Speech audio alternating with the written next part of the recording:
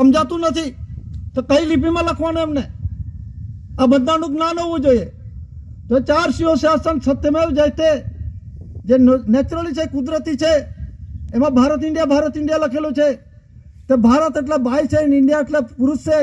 આ 4 શિવ શાસન જે રાજગાદી આસન છે, રાજગાદી આસન છે, દીકરો દીકરી લાવવા માટેના બેના જે મોહરા છે, જે આકૃતિ થાય છે, નેચરલી આકૃતિ થાય છે, કુદરતી દીકરો દીકરી લાવવા માટેનો કર્મયોગ મિલનયોગ માટેનો આ આસન છે. અને રેવન્યુ ટિકિટમાં લખેલું છે ભારત રાજસ્વ રેવન્યુ ઇન્ડિયા. તો ભારત રાજસ્વ રેવન્યુ ઇન્ડિયા, રાજસ્વ કોને કહેવાય? રાજસ્વ એટલે દિલ પર રાજ કરનારો, આસનને શાસન કરનાર, સર્વિસ કરનાર, એ બંધારણ છે કુદરતી. તો એ જે બંધારણની અંદરમાં જે 1 રૂપી કરન્સી દસ્તાવેજ છે, 100 પૈસાનો રૂપિયો અને 100 નયા પૈસાનો રૂપિયો, અને દાદા પર કેસ થયો જે 1978 ની અંદરમાં ક્રિમિનલ કેસ 398 ની અંદરમાં અમદાવાદ હાઈકોર્ટની અંદરમાં જજમેન્ટ આપવામાં આવ્યું. અને દાદા પર જે કલમો લખવામાં આવી 114, 124, 255, 259, 260, 373, 375 જે કલમો છે. તો દાદાએ પુરવાર કર્યું કે હું કેવી રીતે આવ્યો છું. કેવી રીતે આવ્યું છે મતલબની અંદરમાં આ દેહીએ કોઈ ગુનો નથી કર્યો. દેશદ્રોહી એમ કહેવામાં આવે છે, દેશના દ્રોહી. તો આ દેહનો રૂલિંગ વ્યવહાર થઈ દેશનો રૂલિંગ વ્યવહાર. એટલે દાદાએ એકડી ચોપડી, આ એકડી ચોપડી પહેલા જાણો, શરીર બંધારણ જાણો, નેચરલી કુદરતી વ્યવહારનું જ્ઞાન હોવું જોઈએ. આ બંધારણનું જ્ઞાન નથી. અને દાદા પર બધી કલમો લગાવી. દાદા નિર્દોષ પુરવાર થાય. કેવી રીતે પુરવાર થયા? આ તારે 144 ની કલમ લાગે છે. 144 ની કલમનું બંધારણ જાણો છો તમે? ફક્ત કહી દીધું 144 ની કલમ એટલે 2 ની અંદરમાં ત્રીજો ના જાય.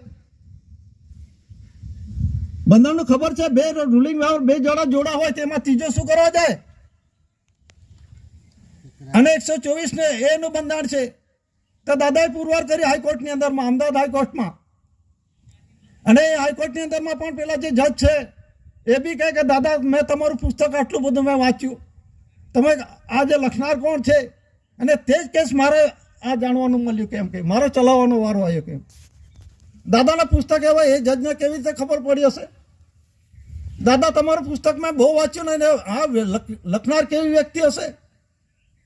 આટલું બધું પુસ્તકો આની અંદરમાં આટલા બધા ખુલાસાઓ થાય છે, એ વ્યક્તિને મારે મળવું છે, પણ તમારો જ કેસ મારા હાથે, એ પ્રમાણે તમને આ નિર્ણય આપવાનો થયો. તો એ કહેવાનો મતલબ એના દસ્તાવેજ પુરાવા છે. આ આંકડાઓ આમનામ નથી બન્યા. આ શરીર 1 થી 100 નું બંધારણ આમનામ આંકડા નથી મૂકવામાં આવ્યા. 100 વ્યંજન છે, બારાક્ષરી છે, જે કંઈ છે એ આમનામ નથી બન્યો. એ પણ શરીર સાથે કમ્પેરિઝન કરીને આ બધું બનાવવામાં આવ્યું છે. બધા વૈજ્ઞાનિકો દરેક પ્રકારના પોતપોતાના જે નિષ્ણાતો છે બધી વાતો કરે છે ખોટી. મેં બનાવી પણ બનાવવાનો પુરાવા આપો. વિશ્વ જગતની અંદરમાં અત્યાર સુધીમાં કોઈ પુરાવો આપ્યો નથી. એટલે જે બંધારણ છે કુદરતી નેચરલી 124 દેશદ્રોહની કલમ છે. તે દેશ આ દેહી દેશ થઈ દેહી રૂલિંગ વ્યવહાર. આ દેહીએ કોઈ દેશદ્રોહી એટલે ખરાબ કૃત્ય કર્યું નથી. એ પ્રમાણે દાદાએ પુરવાર કર્યું. તો તે વખતની અંદરમાં દાદા વિષયના રૂપમાં બતાવતા હતા. વિષયના રૂપની અંદરમાં ત્રાજવા, કાટલા વજનિયા જે છે ત્રાજવા. અત્યારે તો પેલા કયો કાંટો ગણાય છે બોલતો નથી. અત્યારે જે પહેલા જે ત્રાજવા હતા એ શરીરનું કમ્પેરિઝનની અંદરમાં 3 દોરડાવાળા અને 4 દોરડાવાળા બંધારણ છે આપણું શરીર બંધારણ. તો હું કેવી રીતે આવ્યો? ગવર્મેન્ટ સરકારનો આદેશ છે કાટલા છપાવી લો. જૂનો સમાજને ખબર છે, કાટલા છપાવી લો એવો ઓર્ડર થયેલો.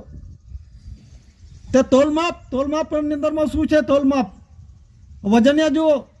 1 થી 100 ગ્રામની અંદરમાં 1 ગ્રામ, 2 ગ્રામ, 5 ગ્રામ, 10 ગ્રામ, 20 ગ્રામ, 50 ગ્રામ, ટોટલ કેટલા થાય? 88 થાય છે. એમાં 12 ગ્રામ ખૂટે છે. 100 ગ્રામનું કાટલું હોય તો 88 ગ્રામ કેમ થયું? શરીર બંધારણની વાત છે. એવી રીતે 1 કિલોગ્રામની અંદરમાં 1000 ગ્રામ, 1000 ગ્રામ એટલે 1 કિલોગ્રામ. તો એની અંદરમાં જુઓ 1 ગ્રામ, 2 ગ્રામ, 5 ગ્રામ, 10 ગ્રામ, 20 ગ્રામ, 50 ગ્રામ, 100 ગ્રામ, 200 ગ્રામ, 500 ગ્રામ, ટોટલ કેટલા થાય? 888. તો 888 વત્તા 12 એટલે 112 વત્તા 12, પેલામાં 112 ખૂટ્યા, 888માં 1000 ગ્રામની અંદરમાં, અને 100 ગ્રામની અંદરમાં 12 ગ્રામ ખૂટ્યા, તો 100 જે 12 છે વત્તા એની અંદરમાં 12 ગ્રામ ઉમેરો એટલે 124, અને 124 એટલે આ દેશે ગુનો દાદાએ પુરવાર કર્યું છે કે આ કાટલું કેવી રીતે માતાના 50 અને પિતાના 50, આ 100 ગ્રામનું કાટલું છે, માતાના 500 અને પિતાના 500, આ 500 એટલે 1 કિલોના કાટલું તોલમાપ તોલાઈને આવેલું છે, અને આ પ્રમાણે દાદા હિસાબ આપ્યો છે. અને 124 દેશદ્રોહની કલમ દાદાને નહીં લાગી. ઘણા કહે છે 255, 259, 260 આ બધી કલમો લાગેલી છે, તો 255 કેવી રીતે દાદાએ ખુલાસા કર્યા? તો દાદાએ છે 100 પૈસાનો રૂપિયો અને 100 નયા પૈસાનો રૂપિયો, પુરુષનો 100 પૈસા અને બાઈના 100 નયા પૈસા, 100 વત્તા 100 એટલે 200 થયા. અને આ સેક્શન 55 આવ્યો. 1 થી 10 નું પ્રમાણ જુઓ. 1 એટલે પુરુષ, 2 એટલે બાઈ, 3 યુવાની, 4 દલ, 5 પુરુષ પાન, 6 કટયોગ, 7 સપ્ત ભૂમિકા, 8 માતા પિતાના હાથ પગ એટલે covering all parts of the world, 9 કર્મો, 1 10મો અવતાર. તો 1 થી 10 નો સરવાળો કરે તો સેક્શન 55. આ સેક્શન 55 આવ્યો દીકરો, આ રોકડો રૂપિયો ઉપરથી રૂપિયો બન્યો છે. તો એ 100 પૈસા અને 100 નયા પૈસા એટલે 200, અને આ સેક્શન 55 એટલે આ 255 સેક્શન કલમ જે દાદાએ ખુલાસા કર્યા કે આ 255 કલમ લાગુ પડતી નથી, અને પુરવાર કર્યું છે. એટલા માટે બધા કહે છે કે આપણે પણ બધો પાવર છે, આપણે પણ બધો કન્સિલેશન સમિતિને પાવર છે, વિશ્વ attorney general power, royal court power, administrative power, sarpanch પાવર્સની અંદર ઇન્ક્રીઝ કરી શકે છે, બધો જ પાવર છે. પણ આ પાવર પહેલા મેળવો પછી બીજી વાત કરો. આ વિશ્વ જગતના દાદાએ સાબિતમાં પુરવાર કર્યું છે. આ એક સામાન્ય રમતની વાત નથી. આ બંધારણ થકી બનેલા દસ્તાવેજો પૂરા દાદાએ પુરવાર કરી છે કે મારું છે એમ. તો એ જે પ્રસિદ્ધિ છે એના પણ આપણે જોઈએ. વન કરન્સી એટલે કે દુનિયાની અંદરમાં જે કરન્સી ચાલે છે, ગવર્મેન્ટ ઓફ ઇન્ડિયા, ભારત સરકાર મુદ્દો છે. ગવર્મેન્ટ ઓફ ઇન્ડિયા અને ભારત સરકાર એટલે ગવર્મેન્ટ એટલે સરકાર, ઓફ એટલે નો, ની, નું, ના, અને ઇન્ડિયા એટલે દેશનું નામ એમ કે છે. ને ભારત સરકાર એટલે દેશનું નામ. તો ઇન્ડિયા હિન્દીમાં ના લખાય, ઇન્ડિયા ભારત હિન્દી છે ને ભારત અંગ્રેજીમાં ના લખાય, BHART ના લખાય. પણ ઇન્ડિયા અને ભારતનું બંધારણ શું છે? ઘણા કંઈક જંબુદ્વીપ, કયો જંબુદ્વીપ ખબર છે તમને? એ જંબુદ્વીપ ક્યાં છે? રેવન્યુ ટિકિટ જોઈ લો, ભારત રાજસ્વ રેવન્યુ ઇન્ડિયા. એના કહે an image peninsular line to the south of Asia. Asia ખંડની દક્ષિણે પડેલો જે માતાનો જે ગુહે ભાગ છે એને જંબુદ્વીપ કહેવામાં આવે છે. અને એ જ રસ્તે બધા જીવજંતુ પશુ પંખીના જે કુદરતી રૂલિંગ વ્યવહાર છે એ પ્રમાણે આવે છે. મનુષ્ય માટેનો છે, આવવા માટેનો રસ્તો છે. તાજનો રાજ્યાભિષેક કરી આ ધરતી પર આવે છે. અને ક્રાઉન તાજ કોનો છે? તો ગવર્મેન્ટ ઓફ ઇન્ડિયાનો છે, પણ માયનો છે. પણ એ સાબિતને પુરવાર કરનાર એટલે કે ક્રાઉન રૂલિંગ ઓનર એટલે કે તાજનો જે રૂલિંગ વ્યવહારનો ઓનર છે કોણ છે? એસી કોર કે સીસી દાદા છે. તો આ જે રૂલિંગ વ્યવહારમાં જે ડોક્યુમેન્ટ એવિડન્સો છે, દસ્તાવેજ પુરાવામાં, તો પુરુષ અને બાઈનો જે રૂલિંગ વ્યવહાર છે, ઇન્ડિયા એટલે પુરુષ થાય છે, ભારત એટલે બાઈ થાય છે. તો જે ભારતનો સરકાર કોણ છે? એસી કોર કે સીસી દાદા. ઇન્ડિયાનો સરકાર કોણ છે? તો એસી કોર કે સીસી દાદા. હવે પુરુષ ને બાઈનો જે રૂલિંગ વ્યવહાર ચાલે છે ફક્ત આપણા દેશમાં જ ચાલે છે કે વિશ્વમાં ચાલે છે? વિશ્વમાં પુરુષ બાઈનો રૂલિંગ વ્યવહાર ચાલે છે કે નહીં? કે બીજો અલગ વ્યવહાર છે તેમનો? દીકરો દીકરી લાવવા માટેનું કોઈ અલગ વ્યવસ્થા છે એમના અલગ માટે? એવું તો છે જ નથી ને.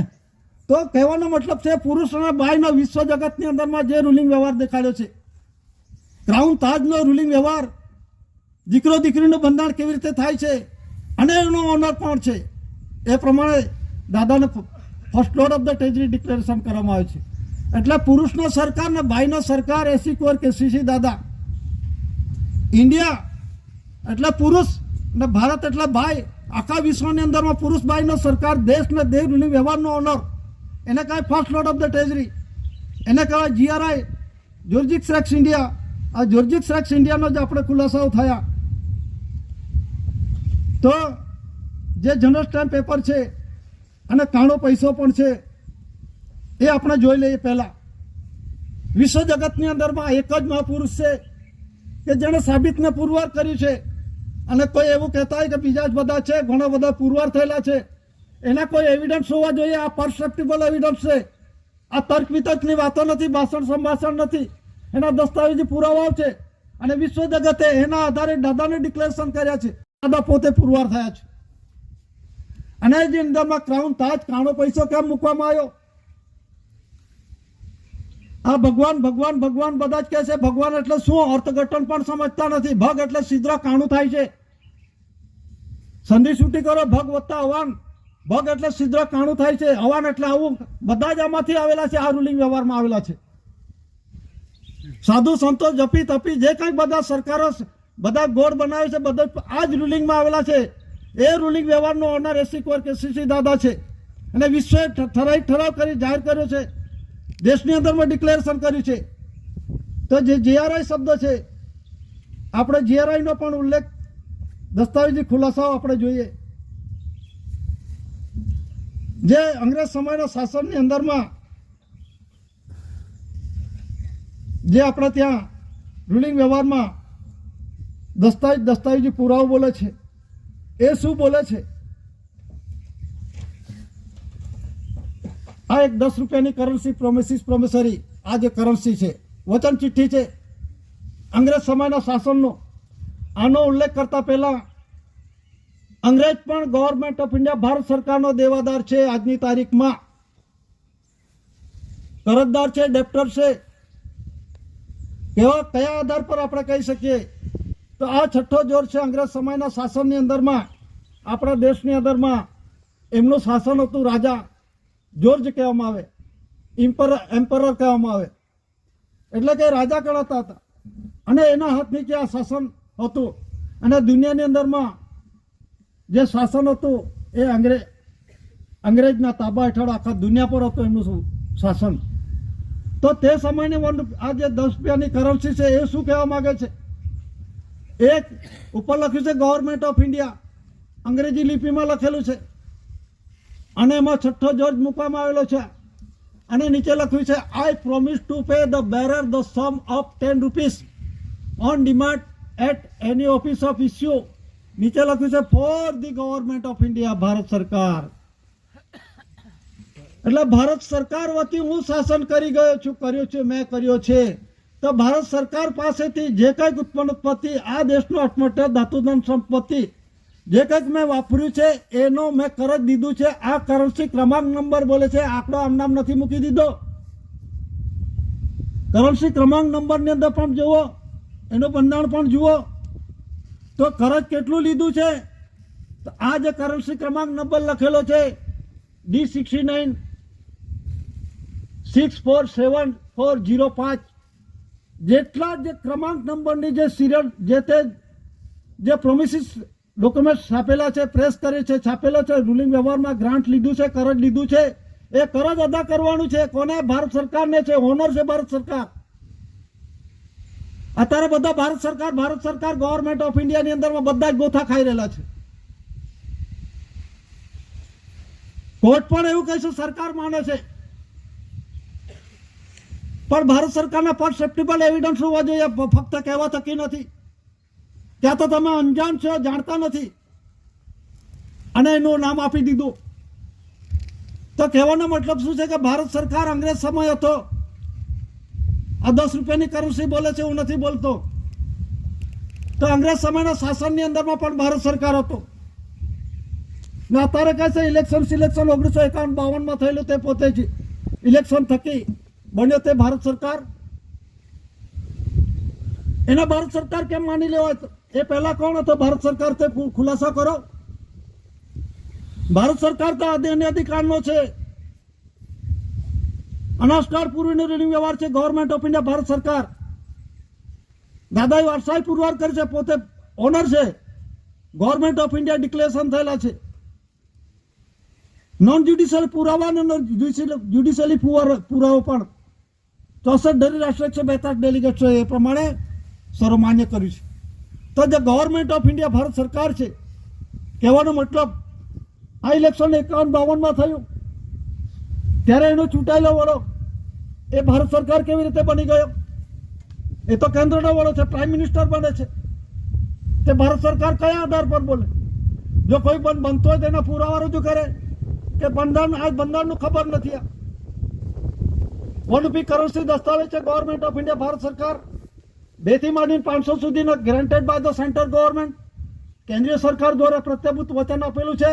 તમે તો કરજદાર સંસ્થા છે ને કદાચ કોઈકને ખોટું લાગે કે સંસ્થા કેમ કહે છે, હું નથી બોલતો. આ બધી ઇન્સ્ટિટ્યૂટ છે, રાજ્યસભા, લોકસભા, વિધાનસભા, તાલુકા પંચાયત, જિલ્લા પંચાયત, ગ્રામ પંચાયત, બધી સંસ્થાઓ છે, ઇન્સ્ટિટ્યૂટ છે, કંપની, ટ્રસ્ટ, મંડળી, બધી આ બધી સંસ્થાઓ છે. હવે આની અંદરમાં જે 15 ઓગસ્ટ 2015 અંદરમાં આ રાષ્ટ્રપતિએ ડિક્લેરેશન કર્યું છે એનો ખુલાસો છે. હું નથી બોલતો, એના આધારે મેં કહું છું કે લોકસભા એ સંસ્થા છે, રાજ્યસભા સંસ્થા છે, એ સરકાર નથી. સંસ્થાનો વડો પ્રાઇમ મિનિસ્ટર થાય છે, એ ગવર્મેન્ટ ઓફ ઇન્ડિયા ના થઈ શકે. તો આમાં જે લખવામાં આવ્યું છે, સંસદ રાજકીય અખાડો બની ચૂકી છે, રાષ્ટ્રપતિ બોલે છે. સંસદ કેવું છે, મારામારી કરવા માટેનો, મલ્લયુદ્ધ કરવા માટેનો અખાડો બની ગયો છે એમ કહેવા માંગે છે. ચાલે છે કે ના? અત્યારે હું વાંચો, તું વાંચો, બધું ચાલે છે. પણ એમાં નીચે લખેલું છે, નવી દિલ્હી રાષ્ટ્રપતિ પ્રણવ મુખર્જી 69માં સ્વતંત્ર દિવસની પૂર્વ સંધ્યાએ રાષ્ટ્રજોગ સંદેશ આપી 100 દેશવાસીઓને શુભેચ્છા પાઠવી હતી. તેમણે જણાવ્યું કે લોકતંત્રની આપણી સંસ્થાઓ દબાણમાં છે. ચલો હવે સાચું કોણ? કદાચ કોકને ખોટું લાગતું હોય તો તારીખ જોઈ લેજો. 15મી ઓગસ્ટ 2015 એટલે 2014ની અંદરમાં 15મી ઓગસ્ટના આગલે દિવસે સાંજે રાષ્ટ્રજોગ પ્રવચન રાષ્ટ્રપતિ કરે છે, એનું આ ડિક્લેરેશન કરવામાં આવ્યું છે. આ પેપરની અંદરમાં જાહેર થયેલું છે 15મી ઓગસ્ટ 2015ના રોજ. એ શું કહે છે? લોકસભા સંસ્થા કહે છે. સંસ્થાનો વડે સરકાર કેવી રીતે બની ગયો? ને ભારત સરકાર તો આદિ અને અધિકાર છે, દસ્તાવેજ બોલે છે, હું નથી બોલતો. અંગ્રેજ હતો. અંગ્રેજ ક્યારે શાસન કર્યું આ દેશમાં? 1600 થી 1947 સુધી. આજે 347 વર્ષ શાસન કર્યું. એટલે કે પહેલા મરી મસાલાના તેજાના માટે વેપાર માટે આવેલા, અને એમને ઈસ્ટ ઇન્ડિયા કંપનીની સ્થાપના કરી કલકત્તા ખાતે, અને પછી મહારાણી વિક્ટોરિયાએ બોલાવી લીધા. શા માટે બોલાવ્યા? કે તમને મરી મસાલાના તેજાના વેપાર માટે મોકલ્યા હતા, તમે કંપની સરકાર બની દેશની અંદરમાં વહીવટ કર્યો, એટલા માટે ફરી બોલાવ્યા. અને એના પછી 99 વર્ષના પટે લખાયો. ઘણા મગજની અંદરમાં છે, પટે કોણ લખ્યો, કોણે લખાયો, કોણે લખી આપ્યો? તમે માની પેટની અંદરમાં નીકળે તેનું બંધારણ તો ખુલાસો ખબર નથી તમને. પટાની વાતો કરો છો. તમને ખબર છે મુદત વિધિ મુદત બારનું જે દીકરો કે દીકરીનું બંધારણ આવે છે, મુદત વિધિ મુદત બાર કોઈ કાર્ય કોઈ રોકી શકશે ખરો? કે એ પટ્ટા બધાને લાગેલા છે. મને કે તમને બધાને જ પટ્ટા લાગેલા છે, અને તમારા 99 વર્ષના પટ્ટા લાગેલા છે. કોના? હા, કોડવાળાને, COD. તો એના પુરાવા નથી. આપણે તો સત્યમેવ જયતેનો રૂલિંગ વ્યવહાર છે, સોનો છે, સાચો છે, સત્યનો રૂલિંગ વ્યવહાર છે. તો આપણે બાપને હિસાબ આપવાનો છે. પણ જે આજે પટ્ટા લાગેલા છે, અંગ્રેજને પણ 1848 થી 1947 99 વર્ષના પટ્ટા લાગેલા. એ 15મી ઓગસ્ટ 1947ના રાતે 12 વાગે પોતે લઈને નીકળી ગયેલો પોતાનું. અંગ્રેજ પણ ભારત સરકારના દેવાદાર છે. અત્યારે સેન્ટ્રલ ગવર્મેન્ટ 205 લાખ કરોડ રૂપિયા દેવો કરજ બોલે છે અત્યારે. એ તો એમના હિસાબની અંદરમાં પણ વેકરા પર 35 મિનિટ કરજ છે, બાપપદનું કરજ છે એમનું. એ બાપનો હિસાબ આપવાનો છે. અત્યારે છોકરું જન્મે 1.5 લાખ રૂપિયા તો દેવામાં જન્મે છે. એ છોકરું દેવો કરવા ગયેલા? ખ્યાલ હોવો જોઈએ. ભારત સરકાર દેવાદાર છે. કહે ભારત સરકાર આ ભિખારી છે? આ ધરતી માતા છે. આપણે ટૂપલો ભરી નાખો તો ગાડું ભરીને આવે છે. અઢળક ધન સંપત્તિ છે, પ્રોપર્ટી છે. આ ભીખ માગવાની કઈ વારી આવી? કોને ભીખ માગ્યો? ઇન્ટરનેશનલ ટ્રેડની અંદર એક દેશો વચ્ચે બીજા દેશો વચ્ચે લેવા ગયો. પહેલો જાણે કે એ સરકાર છે, પહેલો જાણે એ સરકાર છે. આપનારો લેનારો જાણતો જ નથી. એ કોણ છે? એ બ્રિટન સિટીઝનશીપ છે, રિલીફ રેફ્યુજી ગ્રાન્ટેડ બેરર છે, કરજદાર છે પોતે. અને હું નથી તો પુરવાર કરો. આપણે કઈ ના પાડી છે? આ યુનો ડિક્લેરેશન કર્યું છે, અને દેશની અંદર વીગીરી અને આર વેંકટરામન રાષ્ટ્રપતિએ ડિક્લેરેશન કર્યું છે. આ જાહેરાત થયેલી છે. તો કહેવાનો મતલબ શું છે? કે આ સંસ્થાઓ છે પ્રણવ મુખર્જી 2015ની અંદરમાં બોલે છે, 15મી ઓગસ્ટ 2015ની અંદરમાં એની આ જાહેરાત છે. એમાં નીચે લખ્યું છે કે લોકશાહીના મૂળિયા હુકાવા લાગ્યા, આમ લખે છે. લોકતંત્રની આપણી સંસ્થાઓ દબાણમાં છે ને સંસદમાં ચર્ચા થવાને બદલે અથડામણના અખાડામાં ફેરવાઈ ગઈ છે. તેમણે સંવિધાનની મુસદ્દા સમિતિના અધ્યક્ષ ડૉક્ટર ભીમરાવ આંબેડકરને ટાંકતા કહ્યું કે જો લોકતંત્રની સંસ્થાઓ દબાણમાં હોય તો સમય આવી ગયો છે કે જનતા તથા તેના દળ ગંભીર ચિંતન કરે, સુધારાત્મક ઉપાયો અંદરથી જ આવવા જોઈએ. બહારથી આવે છે કે કોઈ? અંદરથી જ આવવો જોઈએ ને. 4/2/1969 અમલ કરી દો ને. હું નથી કહેતો લેન્ડ ઓનર રૂલ્સ બોલે છે, ગવર્મેન્ટ ઓર્ડર 2 બોલે છે 4/2/1969, એ પ્રમાણે અમલ કરી દો. લડાઈ ઝઘડો ક્યાં રહ્યો? તો કહેવાનો મતલબ જીઆરઆઈ છે, જ્યોર્જિક રેક્સ ઇન્ડિયા. આ દસ્તાવેજ પણ બોલે છે જીઆરઆઈ.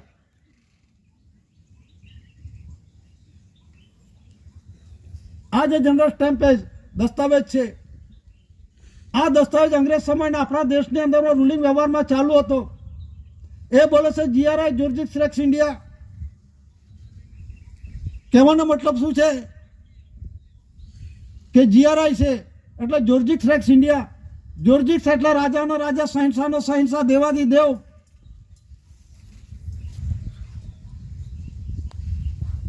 સરકારોનો સરકાર. કોણ છે તે ઇન્ડિયાનો છે. ઇન્ડિયાનો કોણ છે? એ ચૂંટાયેલા એમાં સિલેક્શન નથી થતું. આ પુરવાર કરવું પડે છે. ભારત સરકારનું ઇલેક્શન નથી થતું. આ પણ જાણી લો તો ભારત સરકાર કેવી રીતે બને.